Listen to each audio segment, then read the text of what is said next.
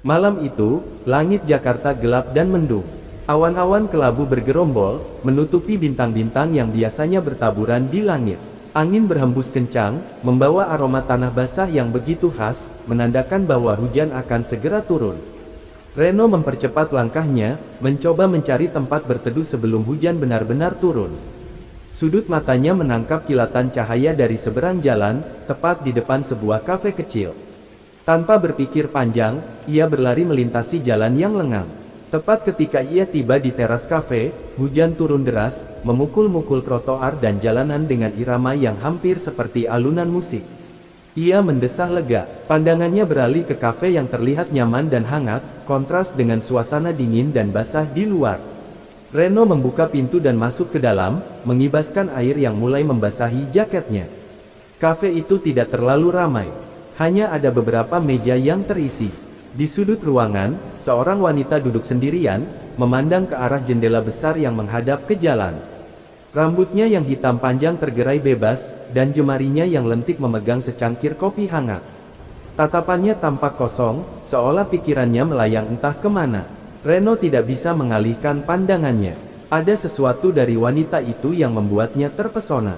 Mungkin tatapannya yang hampa, atau mungkin aura misterius yang memancar darinya. Ia merasakan dorongan kuat untuk mendekat, meski akalnya berkata bahwa itu bukan ide yang baik. Namun, dorongan itu terlalu kuat. Reno menarik napas dalam-dalam, mencoba mengumpulkan keberanian, lalu berjalan pelan mendekati meja wanita tersebut. Setibanya di sana, ia sedikit membungkuk, tersenyum sopan, dan berkata, "Boleh saya duduk di sini?"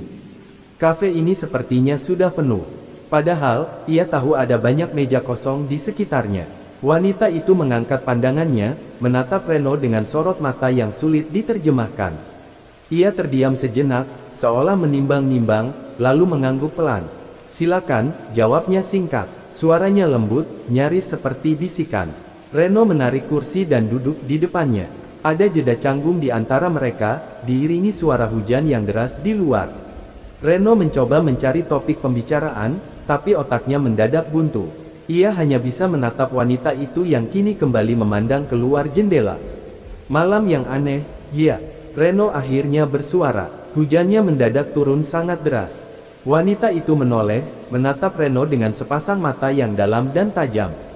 "Memang selalu begitu," katanya datar. "Hal-hal yang tak terduga biasanya datang saat kita tak siap." Kata-katanya membuat Reno sedikit tersentak. Ia tersenyum canggung, merasa perkataannya tadi terdengar konyol. "Ah, maaf, saya Reno. Sepertinya saya lancang mengganggu Anda." Wanita itu kembali terdiam, menatap Reno seolah menilai dirinya. Kemudian, sudut bibirnya terangkat membentuk senyuman tipis. "Namaku Dinda," ucapnya pelan. "Dan tidak, kau tidak mengganggu. Aku juga senang ada yang mengajakku bicara." Percakapan mereka pun mulai mengalir. Dari awalnya canggung, menjadi hangat dan akrab. Reno bercerita tentang hari-harinya yang padat di kantor, tentang ambisinya yang terkadang membuatnya lelah. Dinda mendengarkan dengan seksama, memberikan komentar-komentar kecil yang membuat Reno merasa nyaman.